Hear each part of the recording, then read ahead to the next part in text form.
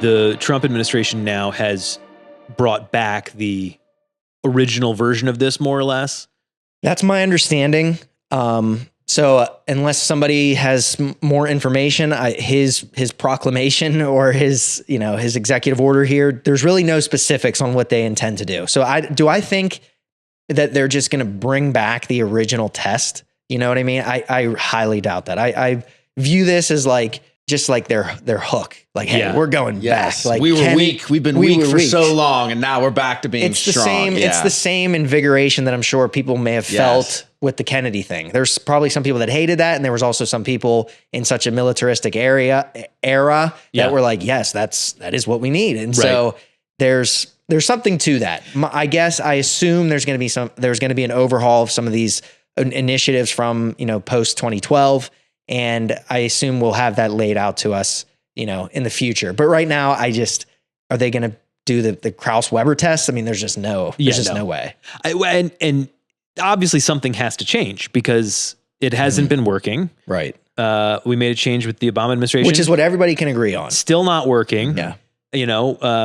We've had trouble hitting recruitment numbers in the military not just because of a lack of enthusiasm, but because so many people are not physically fit enough to actually pass the basic test to get into the military, let alone after boot camp and all that stuff. So that the military had to start implementing volunteer training programs to get you into shape so that you could then join the military. That's a whole thing. So there is a huge issue here. I also pulled up some stats recently.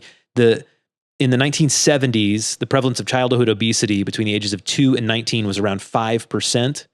And as of the 2021 to 2023 range, obesity prevalence in that same age range is about 21%. So we've gone, more than a 4-fold increase in obesity in children. Something's got to change. And what we were doing isn't working. What we're doing now probably won't be the thing I think that's the thing. Is this going to change the world? Is this going to set our childhood obesity rates straight? Probably not. Right. And also, go ahead. No. I was going to say, the issue is, obviously we like the general sentiment. Yep. But the issue is, if you push kids to these standardized numbers, or in some way you make them feel bad about themselves, but like Dante said initially, you're going to have the kids who already excel, meet those numbers, knock it out. And then you're going to have the kids that don't, potentially. And it is a difficult balance, because I know, along with it was the Obama era type things, and it was the participation trophy era, that stuff, it's where it's a tough balance.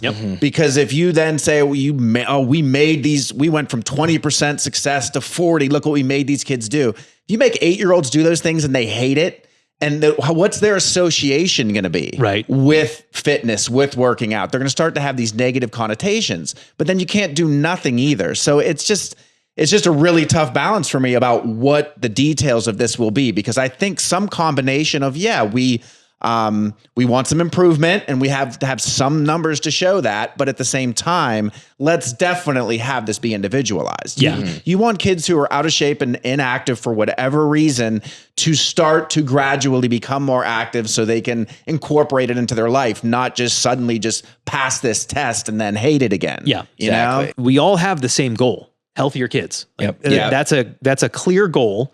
And this should be a situation where we can all work together to go, what's the best way to make that happen? This didn't work. That didn't work. Okay, let's come up with something new. But as is often the case, the political element to it makes it just a landmine, a field of landmines, because anywhere you go, somebody's going to take it personally. Somebody's going to take it as an affront. Somebody's going to say, well, that's not in line with my politics. It's not about your politics. It's about healthy kids.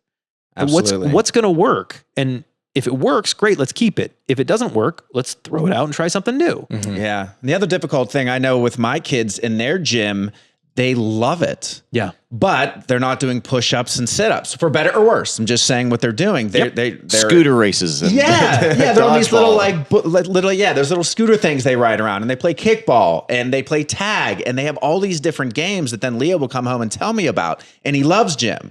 Now is, again, the fine balance is, well, can you do push-ups? Can you do sit-ups? Do you have long, but at the same time, you're trying to just introduce that physical activity can be fun. Yes. You know, I try to take my kids to like a trampoline park and things like that, like just to get them like a little bit active. Feel old, like being on a trampoline. I know. The knees. It's the knees. Oh, so anyway, I know that even without standardization of, you know, XYZ be able to do this, then it's hard to determine how well something's working. Yeah. But then when you add that in, you start to potentially turn the kids off. And that's what's difficult. This is not an easy, again, we know the goal, but the implementation and the strategy is difficult.